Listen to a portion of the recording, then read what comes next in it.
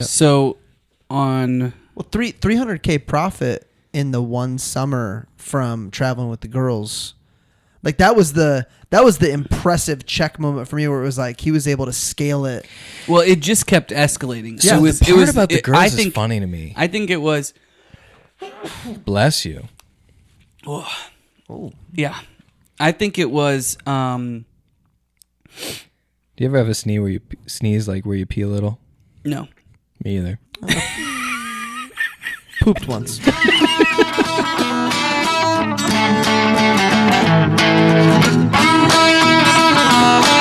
Welcome to The Cover, where three Hoosier friends judge books by their covers and movies by their trailers. That's right. I'm Brett, here with my fellow Indiana natives, Remington and Marcus, ready to dive into the stories that keep us up all night and occasionally put us to sleep. Whether you're a bookworm, movie buff, or just here for the witty banner, we've got you covered. Each week, we'll dissect a different book or movie, sharing fun facts, hot takes, and moments that make Marcus cry. Spoiler alert, we're not experts, but we're definitely opinionated. From literary masterpieces to blockbuster flops, nothing is safe from our snarky reviews and wild tangents. Who knew Hoosiers could be this entertaining?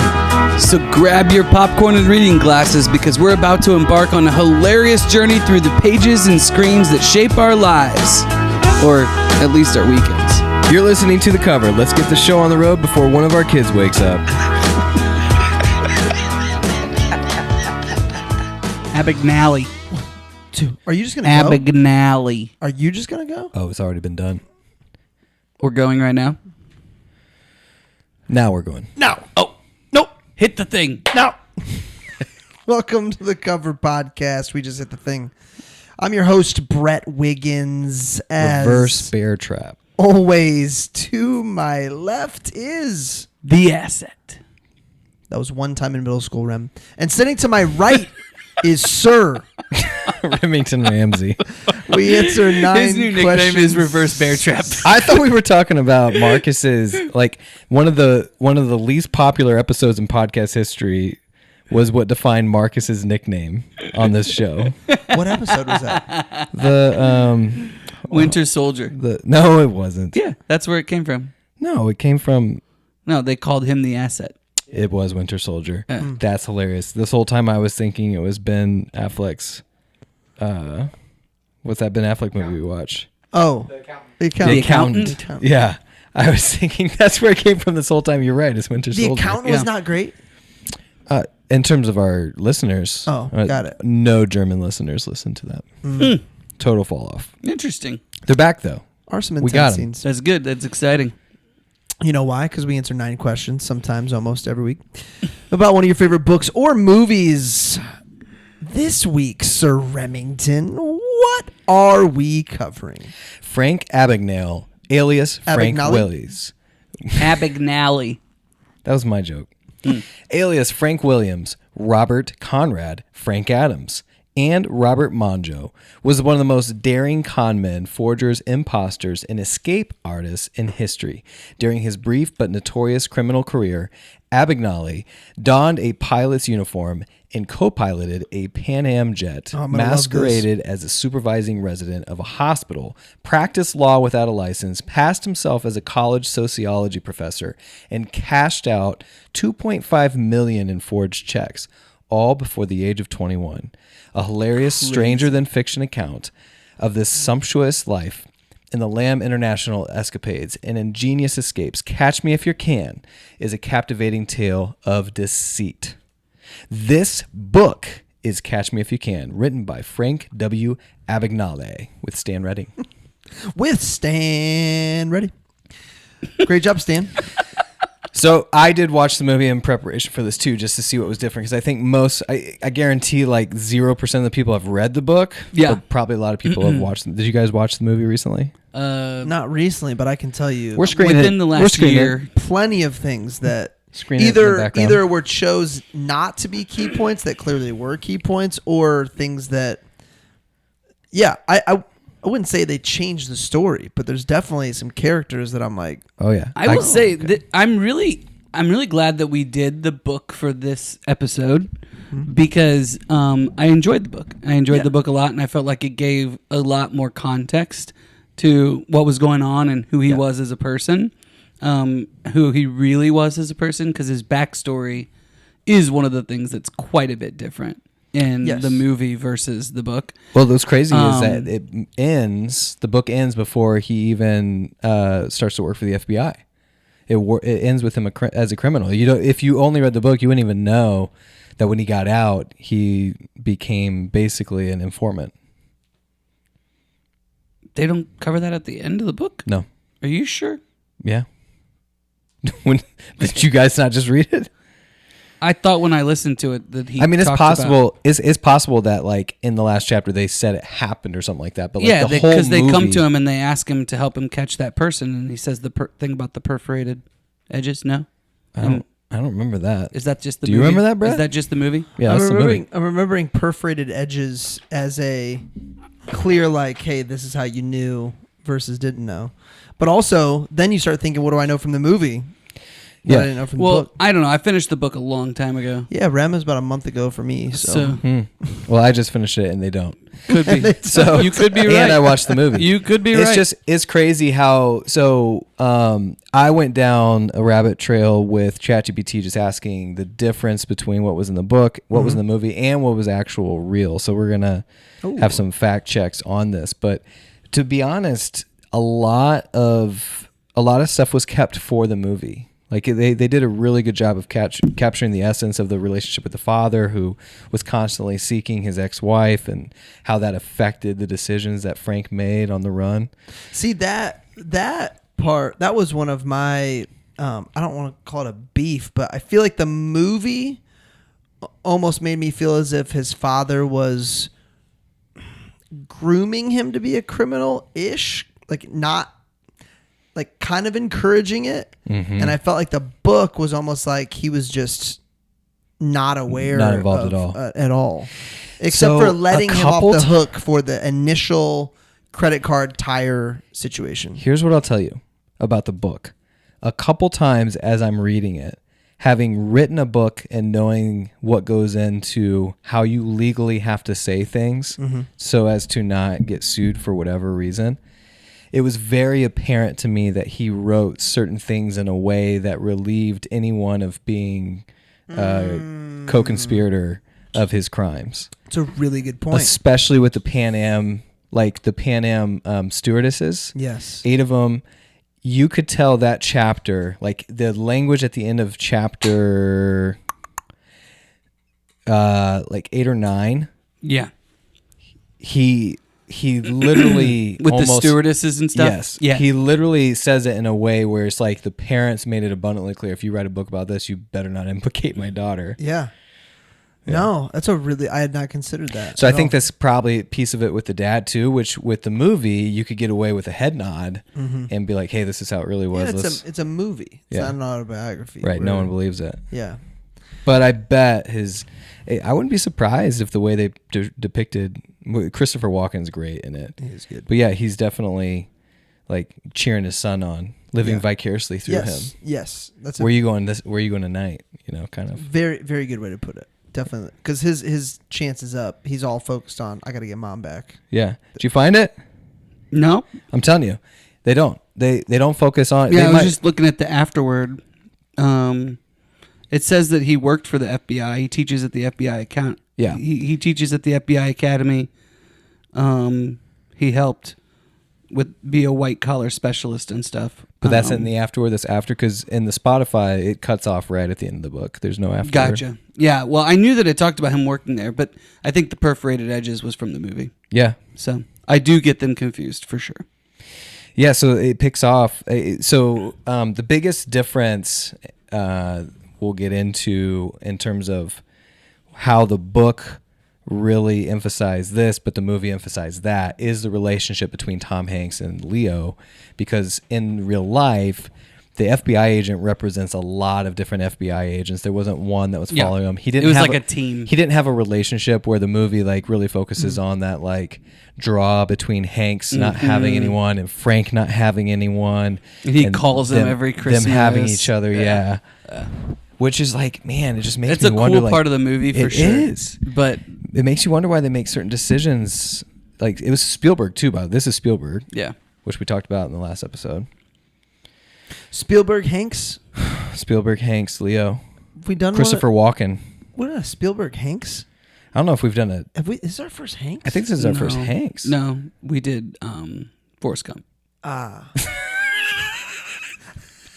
He was in that? Forrest Gump. Well, Brett doesn't remember, but yeah, you should. He remembers Jenny real bad. Jenny. Well, that was a great meme. Jenny wasn't a mom until the end, so Nate doesn't remember. That was not Spielberg, I'm assuming. What, Forrest Gump? Yeah. Oh, you put me on the spot. I don't think so, but I'm just saying. I don't think it was. Spielberg, Hanks Doesn't great. feel like a Spielberg. It's definitely movie. not Spielberg. What do we know going into the book? We all watched the movie before reading the book. I think, Marcus, did you strongly encourage us to do this book, or you already read? I had never read the book. Okay. I just had the book at home because Jessica had this book from when she was like a teenager, I think. Oh. So it was in my library, and I thought that might be a fun book for us to cover.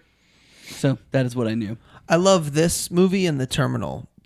I understand. Yeah, they're you've talked about different The movies, Terminal a couple times. but for some reason, these two movies, they're both Hanks, obviously, but these two movies are living in the same space in my head, and I don't know why. And I love both of them a lot. Robert Zemeckis is the one who There you go. Yeah. directed Forrest Gump. By the way. The one thing that makes The Terminal maybe a little bit better than this is Tucci. You got Tucci in the Terminal, but no Tucci here. Terminals with Tucci's in the book. Tom Hanks. is it Tom Hanks? And What's the Tucci's one? What's the one with Groundhog Day boy? Bill Murray? Bill Murray. What's where Bill he's Murray Lost in and Tom Translation? Hanks? I get Lost in Translation mixed up with Terminal. I've never seen Lost in Translation. Yeah, I don't think I've seen either. I was going to say they're not But very you know how similar. like you see They're like not similar at all. you see we judge books by their covers and movies by their trailers on this. When's the last time you guys listened to the intro? 3 days ago? 4 days ago? been a while days for it me. came out. It's been a while. It's been a while. I do listen to intros though. Brett, have you asked any questions yet? Yeah, I just said what we know going into. What we know going in is what he said, and I haven't even started by 9 words. I loved the movie, but that's all I knew was the movie. I didn't. I actually didn't know it was Frank Abagnale's autobiography until you guys told me that it was going to be his autobiography. You thought it was just a story? I had no idea it was. Oh, it was like a real thing? Well, the book, I didn't know it was an autobiography. I knew this was a real story just from the end of the movie, but yeah, that's what I knew. Yeah, it's interesting. Like, I can look this up, and Nate, maybe you can look this up for us. But when did he write the book in relation to where he was? Like, I'm guessing he was already working for the FBI, probably a couple years in. Like, I doubt he was writing it in prison. This book came out. It'd be hard in the dark. It was originally published in 1980. In 1980, so yeah, Sweden, well after he got out. In Sweden, though, he was essentially just a college student Dude, for a year and a half. He talks about that prison like it was worse than... Dude, you're in your complete darkness for 6 months in a row. So inhumane. I thought it was a year. Did he get out early? So it was supposed to be a year, and they let him out in 6 months to go to Sweden. Sweden, yes. Yeah. 6 months in complete darkness. You're rolling around in your own feces. Yeah. I wonder if people would recognize him when he gets out. That's a Count of Monte Cristo reference. I was trying to see how it could connect it. I didn't do well. He's the arrow. That prison did remind me, though, of that. Count of Monte Cristo. Because we just did Unbroken. Yeah. I was thinking about that, and I was like, man, what would be Lou Zamperini. worse? And I don't. What would be worse? What would be worse? Like being in a camp where you're being abused, but you have an out. You're allowed to walk. You kind of have control of where you go, or just nothing in total darkness for 6 straight months. So he said Total darkness you'd go insane. Yeah, because insane. he said when he realized it was 6 months, he was like, wow, I would not have made it 12 months. Yeah. And there's people that make it way longer than 12 months. I just read would go insane. I just read Tattooist at Auschwitz probably 3 months ago. I think he got it for me last Christmas. Another example of like the worst conditions, but there's people that lived that for years. I know we're going to sound like idiots like talking about this. Like we have perspective of this. So disclaimer, I have no perspective of what this would be like, but I am an expert. But I would have to think that having an enemy that is tangible gives you a little bit more to live for than no tangible enemy, right? Like even if your life is miserable, at least you have this inner like overcoming, conquering. You can't what do you conquer in a cell that's damp and you're naked and nothing for 6 months? I would just want to die, I think. I mean, I don't know. It's fair. I don't know what place you would have to go to mentally, spiritually to be able to handle that. I mean, what would you do? Would you just try to sleep all? I mean, you would just try to sleep. That's all I can think of. I mean, I think you might try to like keep your body limber at some level. Yeah. Yeah. I thought about that. Could you just do like push-ups, non-stops? Well, I mean, let's think about Unbroken. So they talked about you have to play audibly, mind games with yourself. Mind games. You audibly talk about your favorite recipes. You talk about scenarios. You sing songs. But they were in the water for 47 days. Yeah. And they had a person with them. They had each other. Yeah. 30 seconds. What happened in French society where they felt like that was their job to break people like that? And he found out they were treating French prisoners like that. It wasn't because he was an American. Yeah, that was one of his like most sobering moments, was realizing he was getting treated like every French prisoner was getting treated, not just because he was American or I don't know. It is pretty interesting. Like in the movie, and you can see. This wasn't in the book, but this reminded me of kind of like Wolf of Wall Street, which is another Leo. They did a montage of basically showing the lavish life that Frank is living alongside the FBI agent who's living a quote-unquote clean life, doing the right thing, but not getting any life's perks. They make it very clear that he's like packing his lunch, eating the same thing every day. Yeah, he's he's sitting next to two old ladies in the laundromat for hours while he's in the penthouse with a stewardess. And yeah, it's pretty interesting to think about that when you're in the French prison. Like, was it worth it? Oh, that's what I wrote down. Okay, so here's my question for you guys. Where did I write this down? Okay, here you go. Chapter 9. If you could set morality aside and simply make a pros and cons list, would you spend a year in that French cell if it meant the rest of your life you could live as lavishly and incredibly as you wanted? So there's no morality issue. There's no morality with like stealing or any of the things he did that were wrong. Just living a lavish lifestyle. The question is, would you spend a year in the French cell if it meant you could live the rest of your life the way you wanted? Without implications. Well, there would be implications. No. But entertain my idea for a second. You'd have unlimited money and all this. Would you get out and you wouldn't be mentally messed up from the time you spent? No, you absolutely would be. No, I'm asking, is that... I know what my answer is. My answer is no. So basically, like think about the person, whoever you revere the most, and it doesn't have to be someone who's rich and famous. It could be literally anyone. Yeah. But you just like their life is awesome. Would you give a year of your life? I'm not giving a year of my life away for. I don't think there's a very, very short list, and that's not on the list. But it's a great question. What, living a lavish life? There's a very short list of things I would give up a year of my life to have. And living a lavish life is not on the list. The answer for me is no. There's no amount of things you could give me. Now, if you told me to save my family, correct. That's what I'm saying. There's things on the list that I could do.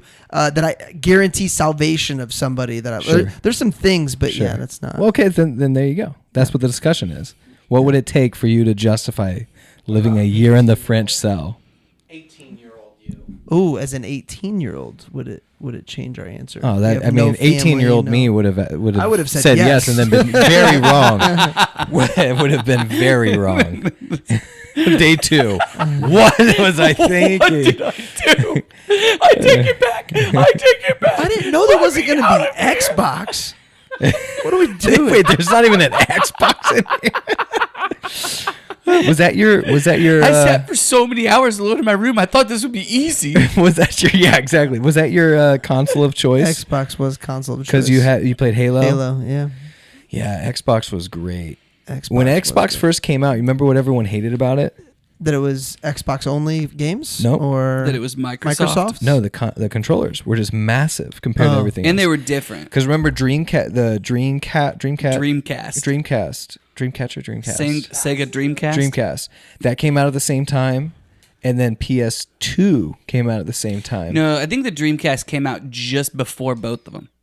I mean, they're all within a couple months of each other. GameCube? GameCube is right in there as well. So I just the White House reposted this from GameStop, which if you've been following their social medias, they've got a social media person troll that is, dude, it's awesome. But they posted the console wars are over. There's not going to be GameStop essentially was the middle of this. And there's not going to be any PlayStation only, Xbox only games anymore. So there's no licensing for the games. Correct. It's so all if you're a yours. game, you can sell. You're going to be able to cross-platform play Halo on PlayStation with someone playing Halo on Xbox. That's how they got all the young men voters. Is they promised them that.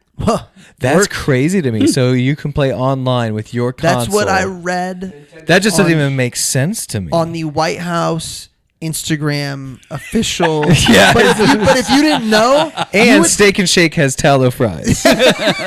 You would think it's a satire Instagram unless you're like, okay, this is real. This is our country. This is real. This is 2025 is what I would say. But yes, it is our country. This goes back to that question goes back to what we asked about that movie Parasite. Yeah. How long could you live in the basement? Like it's now, so different. Looking back during Men in Black, we also asked would you give up a certain amount of time if it meant that you were gonna save the world and your family and that kind of stuff. I mean, I feel like that's kind of what we are doing, but I didn't hear the question on the episode. Oh. But listen back to all of our episodes and what we thought was awful, like Parasite living in the basement. I would choose that 10 times over the French I Cell. told you I would choose it then, and I'd be fine. I'm good. There's light. There's a year food there coming would down. be different. Yeah. I would still go crazy. You've got books and you've got, You just got to worship this weird Asian businessman. That's all. Dude, when he's nailing his head against the wall. What a great movie that was. Good twist. Couple good twists. By the way, when's the last time you guys Googled top 200 movies all time or top 100 comedies all time? IMDb's lists, I don't know who their critics are, but there's some wild ordered nearly lists. as good as us, obviously. No. Meaning there's some in there that you're like, what are you doing? Yeah, dude, like in the top 200 movies, I'll pull it up while you guys are doing your 9 words, but it's just weird. Yeah. It'll be a nice little commercial from this book that no one's read. Marcus, you ready? Kid becomes con man and goes on epic run. Yes. No big words though. So good job, Marcus. You killed your score for that. Okay. But good. So yeah, this is one of them. Come up with a different word for epic for me, please, ChatGPT. Top 200 best family movies of all time. You're going through it, and it's like Toy Story, Wizard of Oz, Finding Nemo. Those are the first 3. By the way, E.T., number 4. Oh, wow. Even though, we got some strange lines in there. But you flash forward, and there's some... Kids are smoking. It's all good. There's some weird ones in here, and then all of a sudden you get down to... Freddy got fingered? God, every episode. It's going to be the Easter egg. It's going to be the Easter egg. Where can he fit it in? It's going to be the new thing. It's not on there? It is not on here. Don't watch that movie, by the way. It's not You've never seen it! Yeah, you haven't seen it. You can't say that. You don't down it till you try it. Do I need to see it? Dude, it's hilarious. It's Tom Green at his peak. I don't think Marcus gets that humor. I can't imagine. Jessica would love it. Jessica probably would love it. Okay, there you go. Yeah. Okay, I can't find what number it is. She's probably seen it. It's probably her favorite movie. Breakfast Club was on this list. Breakfast Club as a family as movie? a family movie, and I'm trying to see exactly where it ranked, but it was way too like it should not be on this list at all. Ooh. I was Anyway. singing the outro song. Could you tell? To Breakfast Club. Breakfast Club. Yeah. Dum, dum. 80s movies, man. 80s nostalgia. All right. So, as I discussed earlier, my girls had the day off school, so I took the day off work. And I remember we had this podcast 15 minutes before I had to leave. So my prep time didn't happen while I was at work today. Here come the excuses before he even goes. So, slam poetry, no plan. Yes. Oh, wait, you're not reading? Here we go. Okay, I like this. This is the best. That there's no planned poetry. These are Especially the best. when he used to time it and had to be under 30 seconds. Yes, because he'd be in the middle and be like, and I'm and done. that's it. All right, go. Kid, mom and dad, not together. Go steal some stuff. I'm going to be the teacher. Stealing tires. Dad, use your credit card. It's okay? All right. Running away. I'm going to be a pilot. I want to be a doctor. Oh, my. I like girls. I got caught, but I got out of it. I got caught again. I got out of it.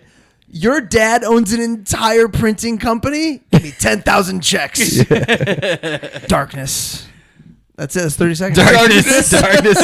It doesn't end there. Yeah, Oh, but that's great. time's up. Time was up. Yeah, the number of situations he found himself in that was just like, how could I not take advantage of this relationship was uncanny. Right. Crazy. And that got me thinking that there are opportunists that are great business people that do a lot of good, and con men are just opportunists that have no moral or ethics. Part of me was that was part of where I went down the rabbit trail of how much of this was Hollywood, not just the movie but also the book. Like how much that's way too. You don't think that You're he's telling me telling the the truth? book I was think is way. embellished to a level Yeah. that Do you would- guys think he would lie? That's a good question. No, I think that I tried to say I think like it's- I would have girls. thought of it. I think it's way too far fetched to think that he's just sitting next to the girl on the train that happens to have like that. I think a more Do you likely think that was scenario. also protecting? That was also a protecting. I don't know if it's measure? that. I think in that case, he did it to write a better book. It was more compelling. But what I think in that instance is that a more likely scenario is that he went searching out for these people and found her. Like And he got himself and then on the train next to her. Yes. Okay. Yeah. I can believe that. Do you think Homeboy has done that with like Agassi? Who's your ghostwriter that you love? J.R. Moringer. So do you think he has done similar things in his writing of others' autobiographies? Well, if you remember my point with Educated, the people who write autobiographies are always the hero in their stories, and that doesn't always necessarily mean they're the hero of a situation. It just means that for the story to be captivating, things have to happen. You're still trying to write a great book. You're still trying to write a novelistic story of yourself. Okay. And so, like, decisions that they made, like, I'll read you some of the stuff that Chat told me. And Chat or GPT? Chat. Call it chat? Okay. So- I think professionals call it GPT. Nate, They're producer idiots. Nate came up with something pretty important here. You said you went down a rabbit trail. Yeah, rabbit trail or rabbit hole? It's actually rabbit hole. Yeah. I thought I said hole. No, you've been saying trail the whole time. Rabbit hole. Yeah, rabbit holes when you dig down. A when rabbit you trail is go when you get real distracted. Yeah, exactly. And Exactly. the thing is, there One's were a no rabbits at all. tangent. So you wouldn't say I One's went a down a rabbit tangent. trail. You Chased say, two rabbits and I didn't catch found neither. myself in a rabbit trail. Down a rabbit hole. No. Down A a rabbit rabbit trail is like a tangent. Have you guys ever Yeah, eaten rabbit stew? sorry for that rabbit A trail. rabbit hole is you go down deep. Yep. You get down Get in there down. nice and deep like. Follow the rabbit. Follow the The rabbit. white rabbit. Neo. Follow the white rabbit. Yeah, Leo. follow the white rabbit. Neo. Did you say Leo? Neo. Okay. Neo. Rem, what chat tell you? Okay, so like Okay, so this is what you need to ask if you're really curious about this, because this is a really long conversation I had. You ask the breakdown of the book versus the movie so that you can really like make sure, hey, was this in the book? Kind of like what we talked about with Marcus. Like, no, the FBI part is not. But then the follow-up is, okay, how much is exaggerated? So this is what it says. So for instance, the pilot career. Mostly exaggerated.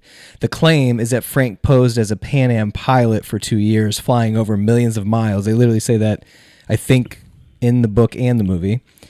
250 flights over 26 countries while cashing forged checks. In reality, he did pose as a pilot and forged Pan Am payroll checks, but there's no solid evidence he actually ever flew regularly or was welcome in the cockpits of hundreds of flights. So it would have had to have been if he was being pursued by all of these different people in these different places. Well, Pan Am itself stated that they found no records of him traveling as a crew because he would fly in different airlines, but it's more likely he used the uniform mainly to cash fake checks and hitch free rides as a passenger. Well, that's what he did. Just not You're saying instead of deadheading. Not deadheading all those flights, and probably not as often as what they said. Well, one of the things that he does say in the book is that those pink slips that they were filling out, he said he often thinks that most of them, all 3 copies, just got thrown in the trash. Yeah. Right. Which would be a way to refute, Sure. I mean, in any case, the it's all idea very, that he didn't go to this many cities. But this deadheading definitely was a big part of the book. I mean, he talked about that. You're right. I mean, he talked about it a lot. He did. The book was even more romantic about how much he swindled people. Mm-hmm. Like the movie was kind of like, it went from one to another, but in the book, it kind of focused on like, this is what I do with checks, and then the next chapter I did it again with checks, and then I got better with the checks. Like it really like promoted the rise of his empire of con artistry. Yep. So on 300K profit in the one summer from traveling with the girls. Like that was the impressive check moment for me, where it was like he was able to scale it. Well, it just kept escalating. Yeah, so the part about the girls is funny to me. I think it was. Bless you. Oh, yeah. I think it was. Do you ever have a sneeze like where you pee a little? No. Me either. Pooped once. I did have a sneeze one time. But knowing you probably did. I did. Got some weird stories. Do you remember my jogging story? Yeah, that's what I was talking about. Have you heard this story? No. This is the funniest story. I'm so glad we're talking about this. My first neighborhood. It's either the first house or the second house, because we had 2 houses in that neighborhood. We had a bad neighbor. We looked high and low, 146 to 96, and because of a bad neighbor. Well, it didn't help. And the only house we find that's like we couldn't say no. It was exactly what we wanted. It's literally in the same neighborhood, 2 roads over. Well, we don't tell this guy where we're moving. Yeah. And one day, I kid you not, DoorDash delivery.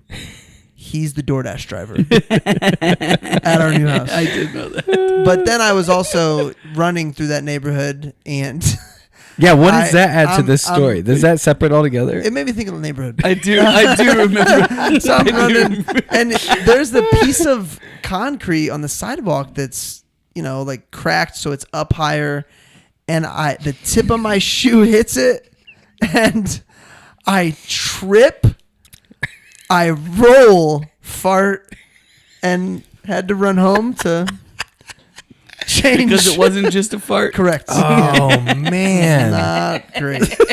Not great. You ran so much faster after that. I did run fast. And I'm laughing.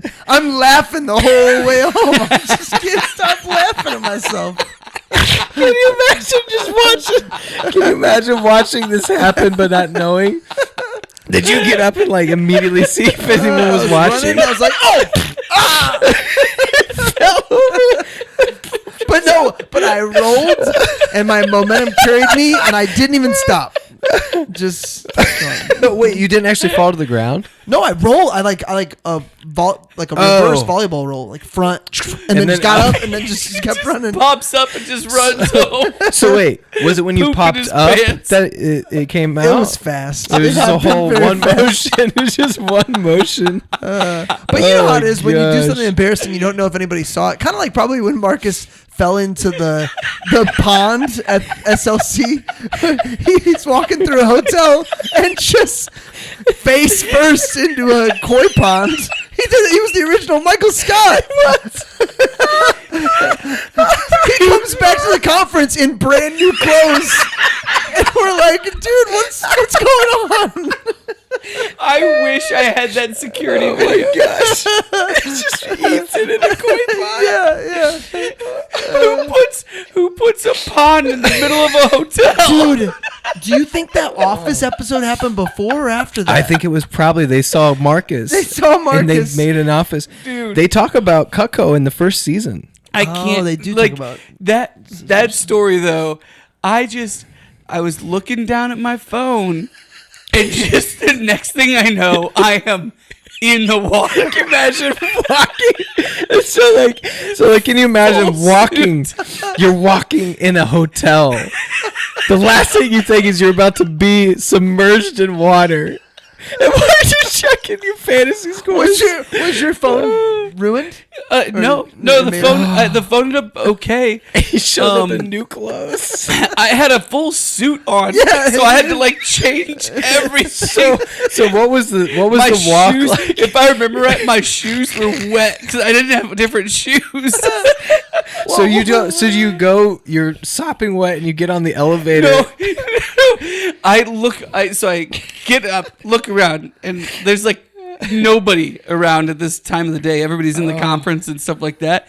And I just look for the nearest stairs, and it's behind me, and I sprint to those stairs, and I just go up as fast as I can. Oh, this podcast is so self-deprecating. I'm so jealous. I got to think of a story like that. Oh my gosh. That's so funny.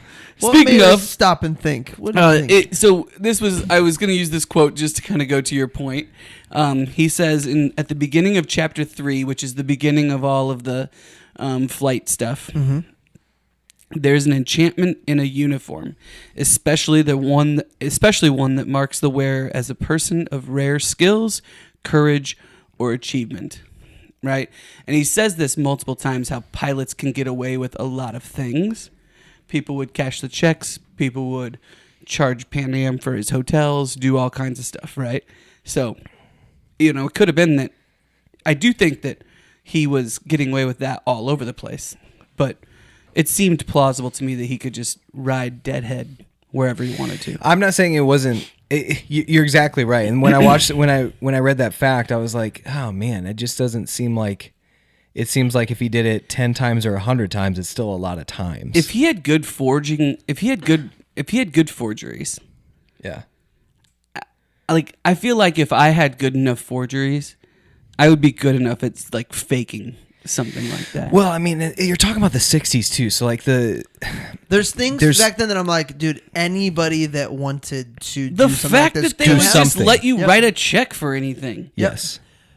I mean, I even told you guys like what does not happen now. So like even in my Elizabeth lifetime, Banks is in this movie. yeah, for like a hot second, I thought she was Amy Adams' character. I forgot Amy Adams was in this. Mm-hmm. Oh.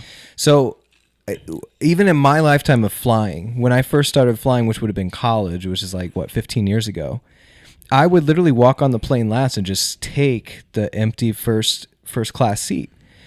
In the last probably 10 years, airlines like in every single airline have gotten smart, and they will like there's no way there's going to be an empty first class seat. Like they just have Everybody's getting upgrading, upgraded moving people around. So like just on the things that we're talking about, but like the part where he's forging a check and he takes a model airplane and dips it in water so he can get the logo off, like stuff like that you could do in the 60s, no problem.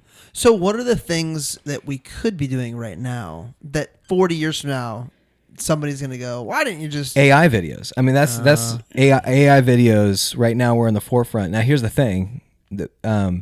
it's becoming so prevalent now. No one even knows. Like no You're one trusts real videos. Yeah, you're almost assuming the video's fake. It really sucks because, like, man, capturing great photos, it really sucks to think that, like, if you capture a great photo or a great video, if someone would, like, challenge the validity of it, it takes away from your art. You know what's interesting is I also wonder if it makes the artists more lazy. And so the reason why is we've been using the same family photographer for the last 12 or 13 years. Yeah. And we once a year we'll go get family pictures. And I asked her, I said, hey, is AI making some of your editing stuff easier, right?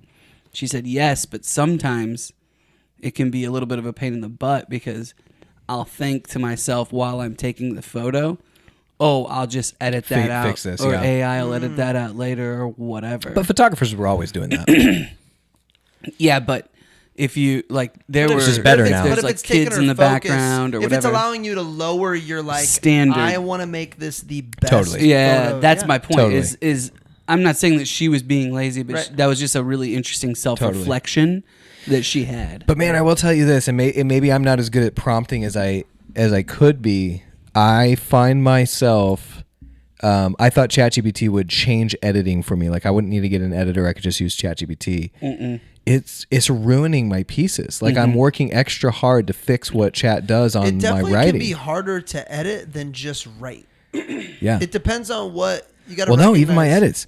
Like I'll be like, I have to prompt it 2 or 3 times to say, do not change anything except for cleaning up like punctuation, because it will just change. So a grammar and punctuation Yeah. copy. Yeah. I think. But it will get better. I think it depends on like if you're in the mood of writing too, and if you're not, and leaning on it when you're like having an off day versus I need to get X amount of pages or whatever. And but yeah, it can be more work for sure because then you got more options. Then you're like, well, what if is this better? Should I change? Even I didn't ask it to. Should I change it to this versus?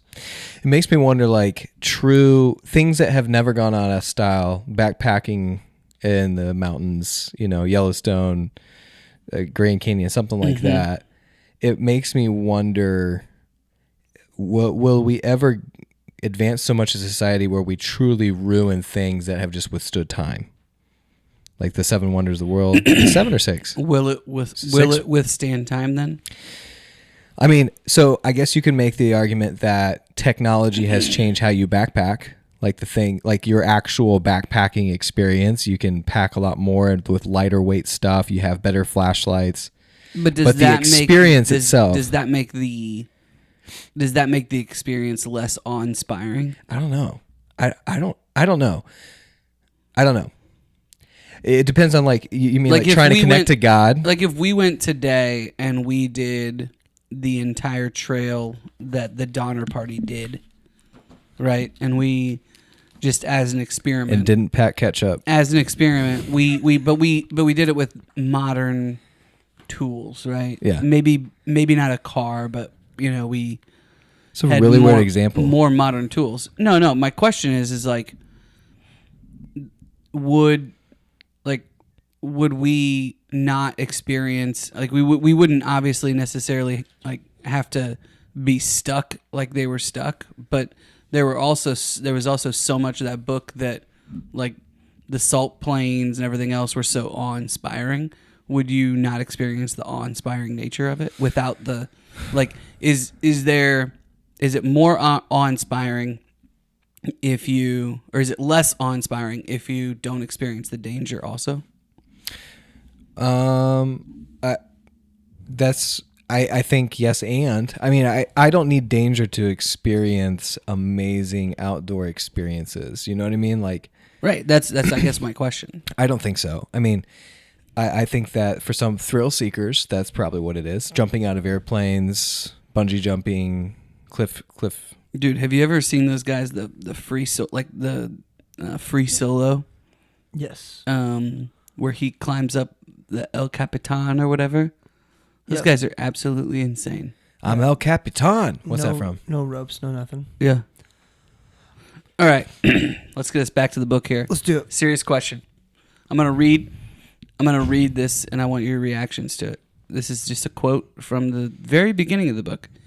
There are undoubtedly other ages in a man's life when his reasoning power is eclipsed by his libido, but none presses on the prefrontal lobes like post-puberty years when thoughts are running and every luscious chick who passes increases the flow.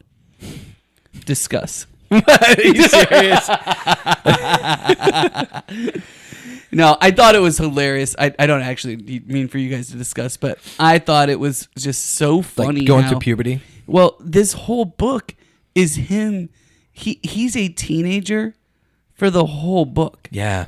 Like, he was 15 to 21. He's lived while he did all this a very full life by 21 years old. And that is certainly a time where your libido causes you to make decisions that you would not make as a 38-year-old man or whatever. 25, yeah. That was definitely, I feel like the movie, I feel like he's excited about the challenge of the next big heist, the next big fraud, whatever he can do.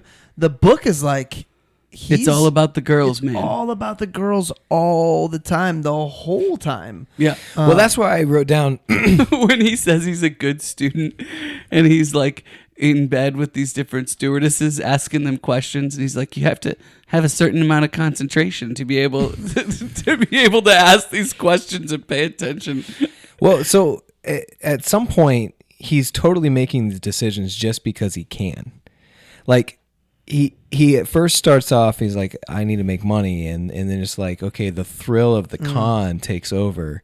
Well, he actually almost does it on accident at first, where With he his just dad's realizes that it was his checking account, right, but then he realizes what he can do. But it was his dad's account. His dad's the one that got nailed for it with the credit card. Right. Yeah. But so I guess you're right. It started with the credit card, but once he realized he could also. That's how the book starts. He's like, checks. I conned my father first. Yeah. Which is why to your point, Brett, the movie goes more into like the dad was cheering for him, but the book kind of makes it sound like he was the first patsy. The book almost makes it sound like his dad's unwillingness to have a tough conversation opened the door for him to then continue. Because I got to think, like, he respected his father. That's clear. He did like his dad a lot. If his dad would have felt bad for him, though. Yeah. So yes. Well, he had it all. He thought his dad was the man, and then just I think his dad was in a position to have a tough conversation with him after the first, and he doesn't. And holy cow, man, he just goes running with it for sure. Yeah. He you were talking about him dressing as a pilot, getting away with stuff. Something I think he realized was respected profession, dressed to the nines, just completely leaking confidence everywhere. And once he realized that could get him through really any situation or get him a lower sentencing. Yeah, lower sentencing, like lower pushback when he did.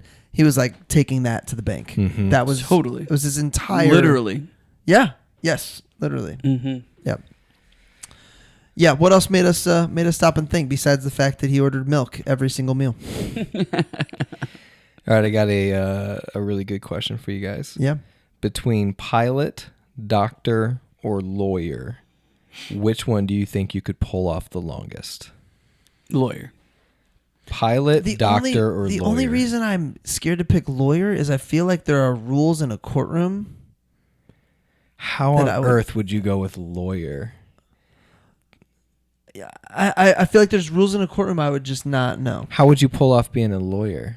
Most of the time, lawyers are really just looking at all the different contracts and stuff like that. Like, so you're just saying you would call yourself a lawyer, no one would. You always specialize in something that they're not asking. Well, not only that, but like you have to be smart. You got to be detail oriented. You have to be familiar with the law, right? Like, that's a good answer. Like, that's a good answer. I think that you can do enough research.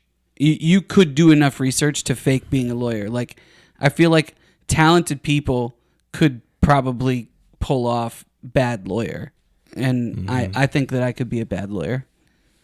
And what percentage of lawyers do you think have actually never been to courts. A pretty high percentage. Pretty high percentage. Yeah. Or they'll go to court. Litigators. Or they will go to court, but it's somewhat trivial, you know. Plus, I've read like every John Grisham book. Yeah, you have. So I know all about court. They're making The Partner. I know. I heard that. Let's not. I haven't read that's The not Partner. helpful. It's okay. It's okay. Yeah, it's good. It's a John Grisham book. What's the Grisham novel you wish they would make into a book or a movie? Oh, that's a really good question. I've read a handful of them. I'm like, why is this one not? While he's thinking about that, new show on USA that Riley and I just found that is not a USA show. It's called Rainmaker. It's about a lawyer. That is based on a John Grisham book. Dude, it's awesome. Yeah. Have you seen the Matt Damon movie? The movie. No. Oh, there's a movie? Matt Damon. That's the movie that came out Danny right DeVito. before Good Will Hunting that made him super no famous. way. So that is the thing, is they went on a run where they did like The Firm, Pelican Brief, Rainmaker, Pelican Brief, very good. And then it just A Time to slowed Kill. down. They did all of those. Yeah. I really like. I would really like to see. What's the Broker? Yeah. The Broker is really good. And that could be. Is that with the president? Presidential pardon? That's the one where he goes to Italy. Yes, that's a cool book. I finished that last year. That's a really good book. What's the payout like for a author that they make a book out of their, or they make a movie out of their book? Oh. Are they on, is it a percentage? Is it? I don't know. He is not hurting for cash. John This Grisham dude- level, we don't have any idea on that. Oh, he's probably not hurting for cash on book sales, let alone. I mean, it's unbelievable. There was another one that his I had. advances. He's I was going to say, doing I wonder how most authors do like one a year. He's now doing just two, just churning. Have you read Sully? You know, you keep recommending it, and I think I read the first couple chapters, and I couldn't get into it. Oh, okay. I will. Eventually, I will. Rem, but your dad is a big Grisham? yeah, Okay, he reads them all, and then gives reads them to all me. of them. Yeah, he's read I everyone. think the Camino books could be. I like love the Caminos. They should do that as like a series. I love that character. I love the book story. He's living my dream. Has your dad ever admitted to finishing a Grisham novel that wasn't that good, but it's just like, I'm committed to reading all of them? Oh yeah. No, he's He's a giving you a lifer. feeling like, hey, this isn't great. Well, none of them are terrible. No, my argument is because he's commissioned now to do one or two a year, he literally has to get it done. Yep. And I personally believe he hasn't written a better book than his first one, which is a really hard thing to grasp. Yeah. But it's so good. Time to Kill was the first one? Yeah. Yeah. I mean, Great it's a movie. really I good haven't book. read it. You can make the argument. I would say I personally like Runaway Jury better. Runaway Jury is like one of his best all time in my opinion. The Firm is really good. Have you seen any of these movies? Do you read? Time to Kill and do you read Pelican novels? Brief. So he maybe has a couple a year. made anywhere from 600,000 to 8 million for the adaptations of his books to movies Yeah, I bet The Firm was big. per movie. So Oh, wow. the Runaway Jury, Yeah. he was given 8 million. Yeah, because I mean Gene Hackman starred By the way, in that. Runaway Jury was a good movie. That's what I told while you were over there, He fancy got pantsing around. He got $8 million for one. Yeah, because John Cusack starred in it. Gene Hackman Hackman. starred in it. Dustin Hoffman starred in it. I think it's actually probably the best movie. And does it I say, agree. Nate, is that they agree to adaptations. that before the movie goes out, or is that based on the percentage of The profits? Litigators would be a fantastic movie. Man, The Litigators was good. That book The is way it awesome. starts. Yeah. my book is You not. should you should read a Grisham. It could not become a movie. Did you enjoy the I girl? should rewrite my book. Did you make it a novel? fable. Make it a fable. Yeah, Did you read the Girl with the Dragon Tattoo Yes. series? Did you like that? you loved it. I think you would enjoy Grisham. I think you would. I've read. he would love Grisham. It's easy. It's simple. It's entertaining. Yeah. Brett would love Grisham. It's easy. It's It's simple fourth grade reading words. level. It's No, simple. I Small don't words. mean that. It's great storytelling, and you don't get hung up on if it's like great literature or whatever. True. I Like, am reading Paradise Lost You're- right now, but sure. Who wrote that? Who wrote that? Not know. Wait. 17th century, dude. Yeah, It's Paradise Lost. That's F. Scott. No, that's John Mitten? no Milton. John Milton. John. John Milton Milton. is correct. Yes. I started that book. All right. I did write Paradise Now. I did No, Paradise Lost. Paradise Lost is Milton. Paradise Now is probably somebody writing about This is very it's written in a C.S. Lewis screw tape letters style is what it's reminding me of so far anyway. Dude, I love that book. Yeah, I just told Nate about it. You've never read Screw Tape Letters, producer Nate? Oh, It's a good bro. listen. It's a really good listen too. All right, you guys ready? I did write this down, and this is similar to the last question. Could you pass the bar if you were given 3 tries and you could see what questions you got right and wrong? I think I could. So this question was all to get to the point where Marcus can answer the question. I think I could. Like, it doesn't sound that impressive. If I remember correctly, the bar is it's very time intensive, right? It's very like that's one of their strategies in messing you up. Is I have no idea. So Malcolm Gladwell has an entire episode dedicated to this. Is that Jennifer Garner? Yeah. She's the high dollar prostitute in this. Got it. Oh, that's right. So she. Oh, that is a great story. So yeah, and she couldn't tell him why. Yeah, she couldn't tell the cops why she made calls money. the cops on him, right? Yeah, yeah. I don't think I do well with the time situation. I don't. Okay. Yeah. Fair enough. Not my. I just like you give me 3 tries at any test and you tell me what things I get wrong, and I've got months, and he studied for months for it, and had people helping him with the test. Like I just can't imagine that I wouldn't get a high enough score to pass. I could see you being a good test taker. Yeah. Yeah. Strange. This Side of Paradise, written by F. Scott Fitzgerald. That's the book I was thinking about. He writes about the Roaring '20s. F. Scott Fitzgerald. I'm thinking of another. There's only 200 Well, he wrote questions Gatsby. in the bar. I'm thinking of another one that's Ender's Game. He wrote Gatsby, Tender as the Night, Beautiful and the Man, Curious Case of Benjamin Button. F. Scott. All right. You guys seen Ted? He goes, "What did Scott ever do to you?" Have you watched the Netflix show version of The Firm? No. It's pretty good. Really? Yeah. Interesting. It's kind of fun. And I would think that they could actually like that new book. It's a show? That new book that he wrote that was like a sequel to The Firm. They could totally just So run that's with the that. one. That's the one that's on my queue right now. Should I read that next? Do you like that one? It took me a while. Really? Yeah. That was one of my least favorite of the new ones.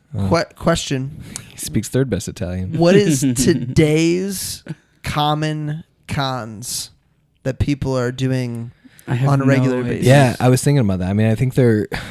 Well, I mean, I don't know if we talked. Did we talk about it on the show the guy that just pretty big tragedy was conning autographs? Yeah, we did talk about here that. in Westfield. That made national news. We did talk about that. Westfield.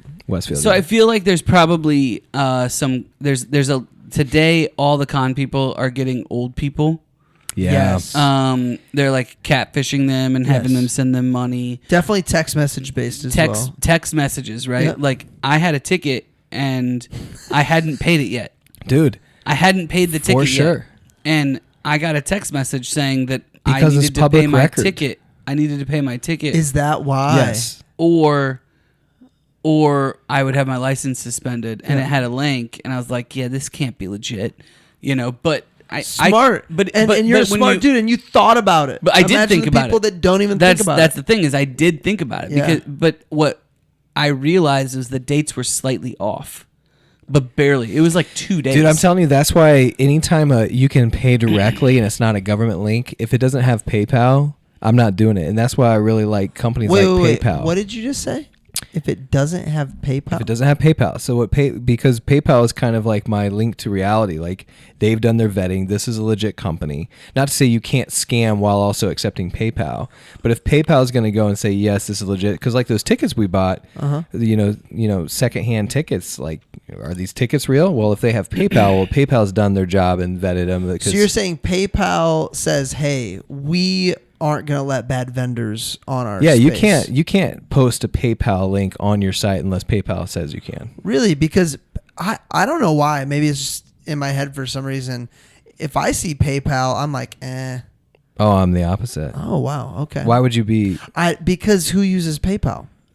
I use it on a daily basis. Man, I've Eventbrite has exclusivity. I've only used PayPal Will to pay. Ferrell uses PayPal. Yeah. I've only used PayPal to pay individuals or Kyle I Nicholson. can pay Those are the two anything. times I've used PayPal in my life. What do you use? Apple Pay? Yes. So Apple Pay is another one, like Google Pay. Like if they have those options, those companies have said yes. You're saying this is legit. if the only way is to input credit If card you have a information. third party, yes. If the only way to do it is you input credit card, I'm not doing it.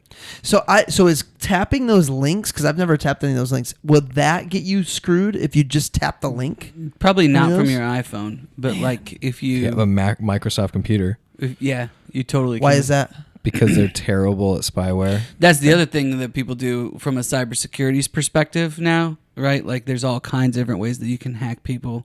So that's what most of the cons are. Do people that don't have Macs still need to download that kind of stuff? Norton I never antivirus have. and stuff? No. Interesting. I mean, that's why I've overpaid since college. Yeah. Is it overpaying for protection? No. Reverse bear claw. I have 6 kids. I don't know.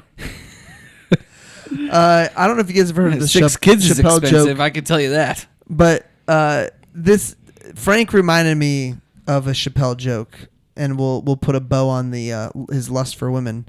Chappelle says, "Guys don't like nice cars. Guys know girls like guys with nice cars." Yeah.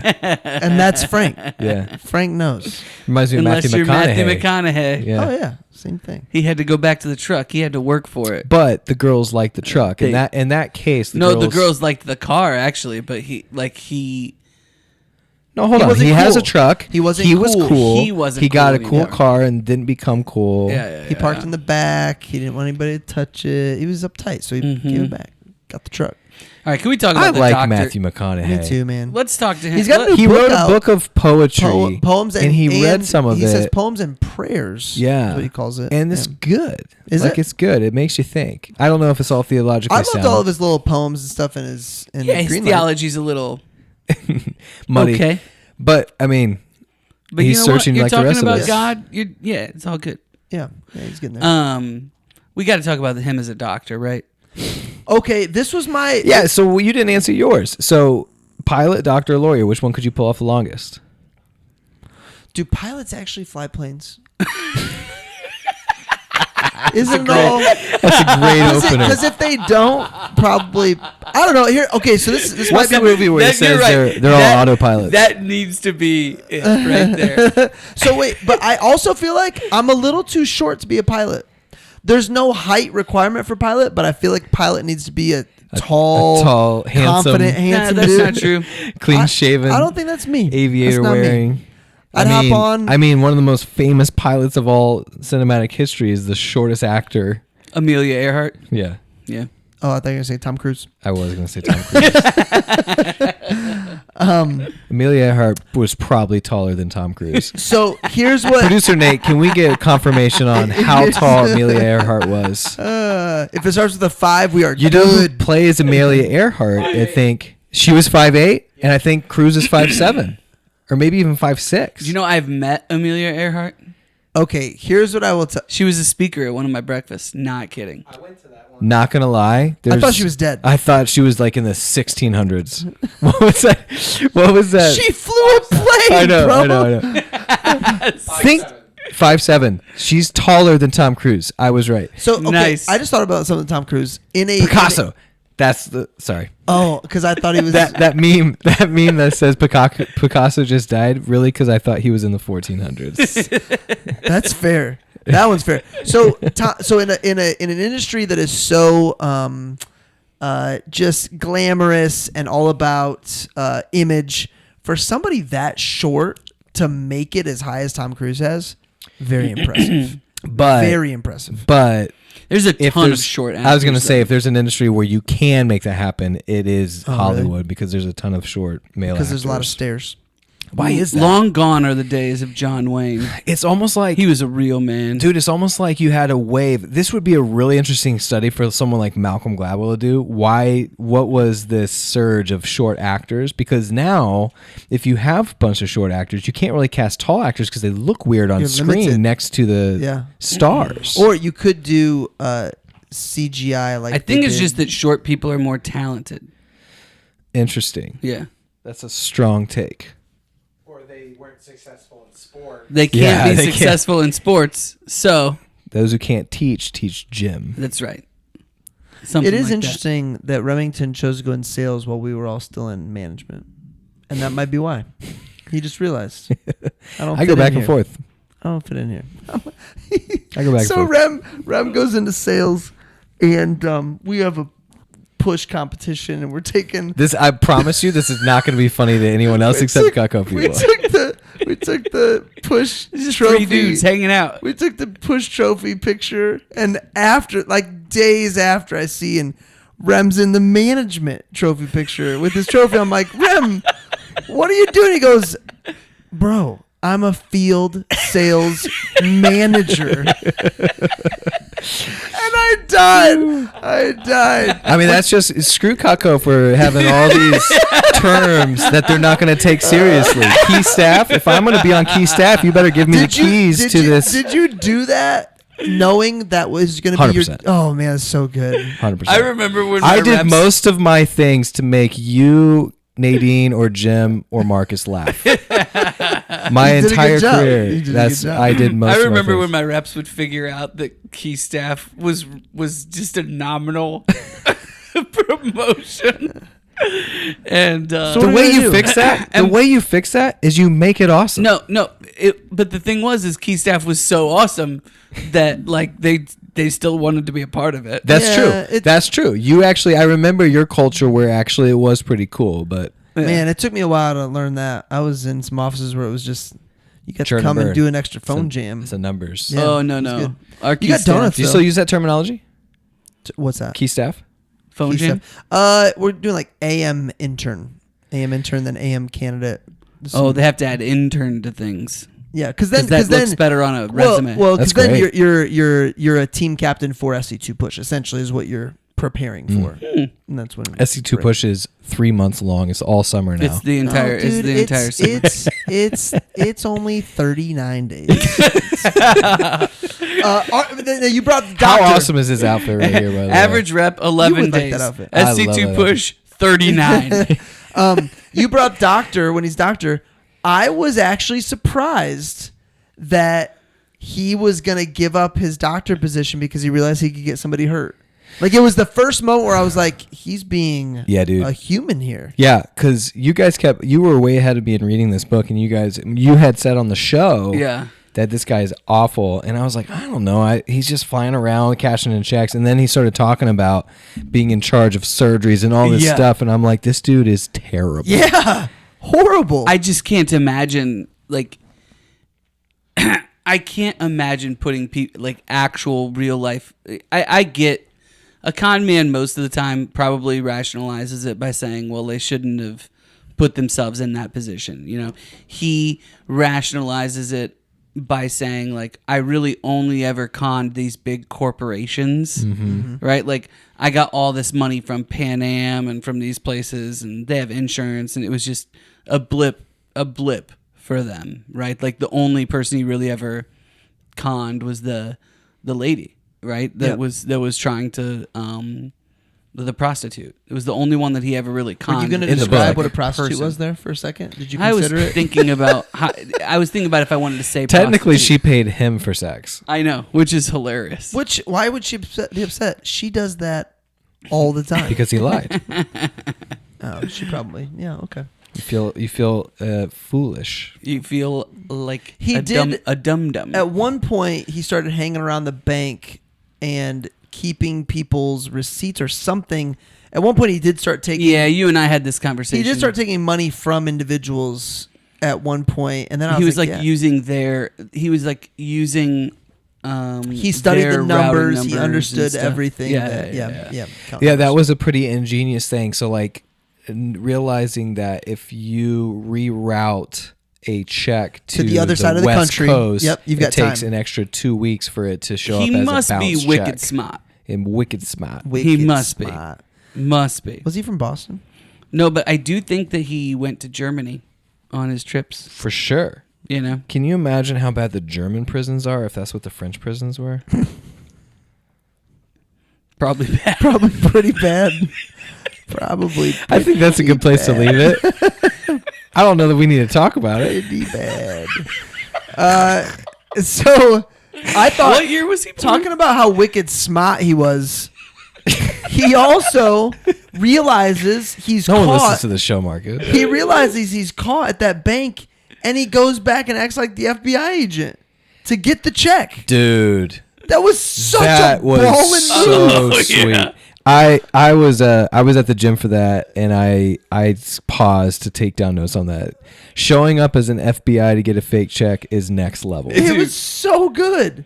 And he wooed the lady. The way he woos the lady. Big old balls. Okay. There's no doubt about So it. he's talking. So to describe this scene, because this was not in the movie. Yep. He basically goes and he talks about how he woos the tellers because they're impressed by this hotshot pilot and gets them to be distracted to accept a check that was so blatantly fake. And in this particular check, it had his real, what an idiot, by the way. Had his real address. Had his real name and Okay. address. Yep. Like you got a gotta stop con, him. you got You a gotta con, stop you got a con, Yep. you know? But anyway, so she accepts this and they call the FBI. Hey, we found this guy, and they're like, cool, stay there, we'll come get the check. He finds out, goes to them, like, by the way, 5 minutes before the real FBI. Yep. And says he's the FBI. So as he's talking to the older lady who's in charge, who's the manager, talking about like, yeah, we've got some young ladies here who just get impressed by a young pilot. They make some dumb decisions. He then cons her to giving him the check. Yeah. And then afterwards, basically in the book, talks about how I guess what goes around comes around, because he was wooing her as an FBI agent to get the same results. I mean, he just, every time you think he's done, he's like, okay, one more. Well, that one was so that he didn't get in trouble, right? Right. Yeah. But he had fun doing it, and he stayed way too long for just to sure. milk it. the other time he breaks out of jail by there was like a string of it was like what's it called when the boss shows up as a regular employee? What's that show? Undercover Boss. Essentially an undercover boss situation. I cry at every single episode of Undercover Boss. Oh wow, I've never watched an episode. Every single one. It's the worst. It's the worst. Wait, No, give like us an they example. always make me cry, because man. Well, because they're like, He's about to cry right now. no, the CEO, because they pick big enough companies usually, and where and none then- of the employees would even know what the CEO and then they're looks going like. and then they're going down to the level of like these people who are earning very little money, right? Yep. And they'll give them like freaking houses Yeah. and pay for their kids' education. Did you ever watch Oprah? And these kids, these Did you ever watch these people. No, I never did watch Oprah. Extreme Makeover? But I cry on Extreme Makeover Home Edition too. Yeah, I do. Can't help it. You know what? If it's even deeper than Extreme Makeover Home Edition, I would cry, because Yeah. I think I've teared up at one of those. Totally, before. man. Yeah. That's one of the funniest scenes in I can't Ocean's do it. 13. He walks in and Brad Pitt's watching Oprah, and they keep on getting distracted about the mission because he's like, they're gonna give her the whole car, The Aunt." whole card. And then they start crying. I love those two, man. That movie's great.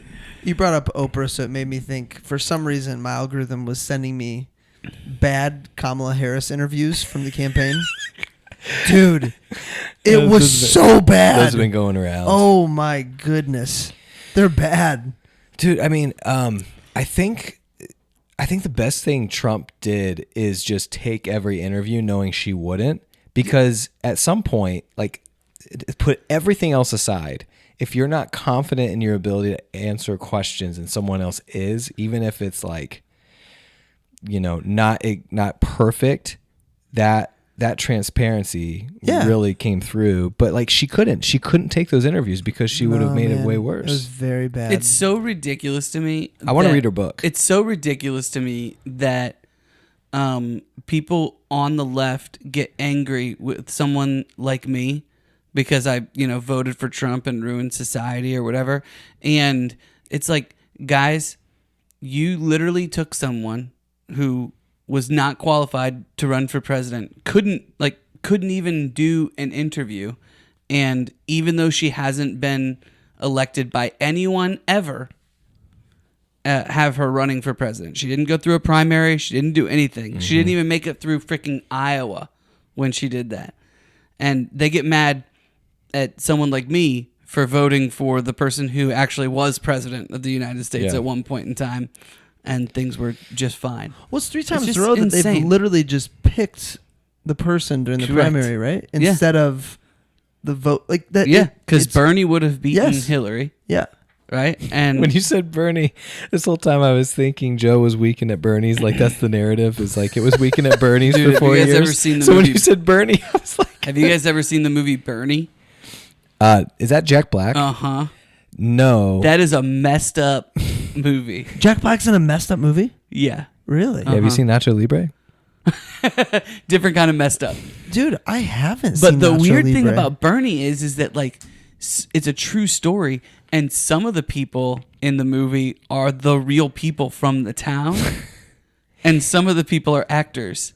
And They like lived Matthew through it again? McConaughey is a part of the movie at one point in time as one of the, it's nuts. I guess we're going to have to So cover it's a horror? It's a horror movie? It's a No. No. It's like a dark comedy. Mind bender? It's I think dark comedy is a good word for it. Yeah. Okay. We could cover it. I mean, I don't know if anybody's ever seen it before. We will be the only listeners. as usual. Hey, it's all good. What else made us stop and think? My great aunt told me this weekend that she listens to our podcast sometimes. Oh, that's cool. Yeah, she at least downloads it. Yeah, that's all we It's ask. fantastic. It's actually better. It's good. Do not listen. Not better. So we talked a little bit about it, but his whole plan to get an entourage of girls to go with him. So that chapter is we talk about like best scenes or whatever. Yeah. That chapter is, I think, the best chapter because he's become so, the idea that he can just go to this college campus, recruit these girls, like swindle everyone. Describe the by scene way. for those who haven't seen it or watch it, because the movie really rushes this part. Yeah. And He the essentially book, just walks in after everything. Yeah, the book goes into detail as to why he did it. I personally believe it. Like the movie, I'm like, this is causing more attention. Like this is like people are looking more at all these girls and you in the middle. Like, wouldn't that be like scarier? Like, hey, let me see your credentials. You're flying with 8 stewardesses. That makes no sense. So, but the book is saying like people look less because he has an entourage. I with get him. it. I just, for me, I'm like, the less attention, the better. He was like, put me in the middle of the show. So describe the scene though. Describe what happened. So essentially, he, and correct me if I'm wrong here because it has been a while since I read it, but he goes to these college campuses, right, and figures out how the girls are that are recruited.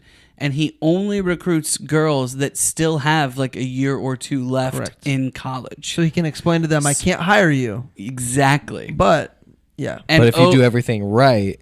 And you're going to get paid, but this is the way that I have to pay you. So it's not Pan Am. And by the way, Pan Am paying stewardess are going to be jealous if they find out you're doing this PR thing. Exactly. So you're going to dress in civilian clothes. You're going to ride normal coach, whatever. Yep, you're good. Yeah, exactly. Yeah, he had them dressing that way, and then when they would go into the hotels or they would go to these places where he wanted to be able to cash checks or get things out of people, they would all be dressed up. Yep. And they took pictures all over the place. I can't remember. Were the pictures actually like put in the magazines? I think he literally That's how got they. sent to That's Pan how Am. they find out. Is they looked into it because the actual fake distribution of pictures. But the girls got paid the whole time Yep. with real money. right? It was just, and he was doing that, and he paid for the photographers and had to be surreptitious. Like the amount of balls that he had to be juggling with all of the people and those girls and everything else, like that is insane to be able to pull that off as a 20-year-old or whatever. As like it's gross, but also extremely impressive. Yeah. So impressive. That's my first note. This dude is awesome and terrible. Yeah. Yeah. He would have 100% sold of both. so much Cutco. Would have sold a lot of Cutco. He would have. We missed him. Somebody was recruiting a little bit harder. Yeah. New York. Never would have happened. He could have been like John Rulin before John Rulin. It was interesting. His moment of, I think I'm going to be done with this, and he tries to take a break, is the junior officer who he talks into letting him cash a $7,500 check, and he acts like he's friends with the CEO, the president, and he's like, oh no, don't worry about it. I guess I'll wait for John. And he knew that he would want to try to be like, no, I got it. I can handle it. Why do you think that was the interaction that caused him to really second guess? Because he really takes a break after that. He says, I had reached the pinnacle of Criminal Mountain, and the view wasn't that great. And then shortly after that, he says, when the hounds have help, there's no safe place for a fox to hide. Like he's going completely dark. Why is that the moment that he feels so guilty? I think it's probably a combination of things, right? But one that he doesn't hit on as much is that they were so close, right? So he's like, how much longer can I keep? This you're charade? saying that the FBI they're closing down. That's what the hounds. Yeah. It's gonna be hard to keep. So you think that was part of it? It was like he was like yeah. I think for the longest time he was like, if you're getting away with it so easily, your punishment is the last thing on your mind. You've got the thrill, the adrenaline, and then so that dopamine no longer is hitting the way it is, so you have to get crazier and crazier. All the meanwhile, it's mounting where, now they're actually getting close to me. And I think the cherry on top of all that is that it was just so empty. Like, it was empty. That's what dopamine does. Like, you have to have, if you're seeking that dopamine drip, you have to do more of the same thing to get a lesser drip. And then it leaves you empty.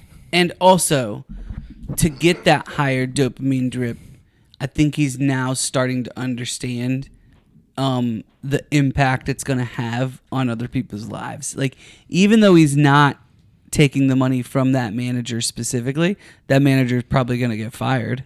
Like, he could be ruining that person's life. And I do think that, at least on some sort of human level, he doesn't want to, like, ruin someone's life. You know? I think that he starts to realize that. How about almost marrying someone just because it was convenient? Wow. I know. And what's crazy is he describes it, and then he tells her, and then she tells her parents, calls the cops, and he at first he thinks he's hurt, but then he realizes he's relieved because he's like, wait, I didn't want to do that at all. Yeah. I couldn't believe he took it that far. I could not believe it. But I mean, he's married with kids now. I mean, he's been married for 28 years. That's the last thing. Well, when the book, in 1980 or whatever. He does have a really fun marriage quote. Let me see if I can find it for a second. I got good quotes too. Go for it. It's not how good a check looks, it's how good the person behind the check looks. It's true. Clearly. I feel like it might be easier to do it today because nobody uses checks. Well, no one takes checks. What's the biggest check you can write at a grocery store? Can you still do that? I don't know. I don't even know if you can. Yeah, you probably can write a check. But they can verify them right there. I remember when I found out you could use a debit card at the grocery store and go over by 20, 40, 60, $80 instead of going to the ATM and getting cash. That was an awesome game changer. That's an awesome realization. Some of the places will charge you for that now, though. Yeah, I'm sure they got smart. Yeah. I never went back, of course. I was afraid of marriage. Besides, my mother wouldn't have permitted it. I was only 17. What's funny though? That was probably a real thought in his head. Totally. Yeah, probably a real thought. Well, because he was talking about how it's not gonna be normal. Some of these women that he would be with in all these different cities, they would think he was marriage material, and they'd like want to take him home to their parents or whatever. And he was like, I never went back to those girls. Who was he talking about in chapter 8? I wrote down in chapter 8. He says, I had a certain code of ethics in my career of crime that I decided to live in. He's talking about someone else who's a criminal, and he didn't approve of their criminal activity. Was it the prostitute, or was it someone else? Chapter 8. What was chapter 8 on, Mangus? Chapter 8 was the chapter where he was had all the girls. Okay, so he meets someone in chapter 8 who's a criminal that he does not approve of their criminal behavior because he has a code of ethics. Because there's no class. Yeah, and you hear about that, like this kind of. Is it the prostitute? I think it is, because He definitely doesn't approve of the prostitute. It reminds me of Dexter. So Dexter is a serial killer that kills other serial killers, and he kills them because his code of ethics. Now he comes to grip throughout the series that like he's also wrong, but like in his mind, he's a hero. He's a hero, yeah, and lives by a code of ethics, and others aren't living by up to his standards. Well, the other serial killers. Other serial killers.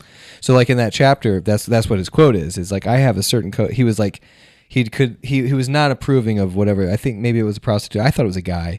But he goes, I had a certain code of ethics that my career of crime that I decided to live in. Mm-hmm. Yeah. I don't think you guys have watched it, right? Because we've talked about it before. But Sneaky Pete, I've seen it. Where he's a con man. Yeah. It's really interesting because he starts as somebody who will take advantage of anyone. And then he kind of falls in with this completely dysfunctional family. Yeah. And he can't take advantage of them, you know? Like, even though he should and everybody wants him to or whatever, like he's a good actor. He always goes back to it. Yeah, I really like him. Who's it, Giovanni Ribisi, or like however you say his name? The guy from Boiler Room? Yeah. Yeah. Here's a good quote. This came from a former police chief of Houston said, Frank Abagnale could write a check on toilet paper, drawn on the Confederate States Treasury, sign it, "You are hooked," and cash it at any bank in town using a Hong Kong driver's license for identification. Yeah, exactly. That. I love that. Because it's not how good the check looks, it's how good the person behind the check looks. The dude had zero quitting him, wouldn't not try anything. He was confident it was going to work. Well, the good con man too, like, never lets the con down. Yeah. You know? And how about the end where he's getting taken in this plane? He escapes through a toilet. Because he knew that he knew, because he had done his research about these planes and he knew that he could escape out the toilet. How crazy is that? Which, by the way, I don't know if you guys have flown lately. That is not an option these days. I haven't been in an airplane. I have flown, but I didn't go to the toilet. Oh man, I'm going every time at least. Last thought I have. This is is a short flight. Last note that I wrote. I'm an aisle guy because I get up so much. Yeah, we've talked about this. Gotta stretch. When you hear how much he got away with, it appears that he got caught mostly because he got cocky. Like at some point, you don't have to keep going, and you choose to. You don't have to write off that ticket that much. I mean, he took $2.5 million or something like that. He could have just started a business or something. Totally. With all of that At some point, you can be clean, or So he gets caught because he gets cocky and does it way too much. He's in like 26 countries and literally being passed from country to country to go to their prison. So it makes me wonder how many crooks are actually getting away with their crime today because they are not cocky. Yeah. They fly under the radar. Well, he was like a youth pastor or an assistant to the youth pastor for like 2 years. He went a good amount of time without doing anything, I think, right? What, like, wow, like in the middle of 17 to 21? Yeah. Oh, I don't remember that. There's a period of time where he is like fairly good, chilling. Yeah, when he's the lawyer, he's right, pretty straight. But he's not actually a lawyer, but he's not frauding checks or anything. Yeah, he passed. He is a lawyer. He passed the bar. That's true, I guess. And he's a doctor. Like, yeah, he lied about going to law school. He lied about having a law degree. But that's their fault for not. But he passed the bar. So if you pass the bar, are you a lawyer? I remember having this question before. I mean, because of Suits. It's the premise of Suits. If you pass the bar, why do you need to go to law school? Why does it matter? Yeah. I don't know why that matters. I mean, logically, you probably need more information than just what the bar is. You probably need the 4 years of other stuff you also learned. Like, I don't think I would want my doctor to just know what the test got. Maybe, but you can also stand up there and represent yourself. Like, you have the right to do that. You don't have to be a lawyer. Yeah, but that's not what we're talking about. I know, but I'm just saying, like, the bar for that state decides who is a lawyer and who's not. The bar's set low, huh? Exactly. See what I did there? Brett's falling asleep. Different bar. We got to sign out before Brett falls asleep. All right. More quotes, more hidden gems. What you got? I'm about out. Fresh out of those. Rating time. Oh, I got one more. Oh, the scene in Vegas where he's cashing checks, rolling casinos, and driving off in a Cadillac. Yes. Why was that not in the movie? I mean, that scene in the book is incredible. Yeah. He's basically running out of a bank that he just stole money from and saying, "Can't catch me, I'm Frank Abagnale," just shooting up the town and then leaving. Like, I do have a note about something about him saying a quote, and I didn't get it down correctly. I don't know why. But it was something about playing with money you stole and stealing more money from the casino. So something along the lines of like, there's house money and then there's this. then there's house Right. money. Yeah. And my goodness, yeah, for sure. Would bet very aggressively. Rating time. 7.1. I'm a 7.1 as well. 7. Yeah. Man, let's go. Is that because you're no longer doing decimals or you're a I'm not doing decimals. You ask that every time. Man. It was fun. What would It was you good. be It was if you were good. doing decimals? It wasn't. We've been privileged to It was- read yeah, incredible writing Yeah. up to this, and it wasn't that. It was just really good storytelling, and I was disappointed that they didn't go into the after story. I was hoping Felt for like that. it was kind of on par with like the beer run book that we did earlier Sure. this year. I You feel know? like everybody over here is like zoned in on their ratings together, but not so much over there. I heard does there's producer Nate have a different rating? no, but I heard that there's a story about Nate's rating on a show I wasn't a part of. That was Which one? E.T. Was there E.T. was there a Phone Home? squabble? Was there a squabble in the I E.T. mean, rating? you should listen to the episode, Brett. Look, Nate was really distracted during watching E.T. Oh, There was a very attractive mom There was. that he could not stop talking about because he was sitting in your seat. So you just didn't catch certain things. oh, and you There were was- watching. He was distracted by the magnificent, image, Cat like costume. watching like the view of the filming from the kid's point of view. There was things he didn't realize. Yeah. He was caught off guard. He has since watched it and probably changed his rating. Yeah. Well, I'll tell you again. But I don't change.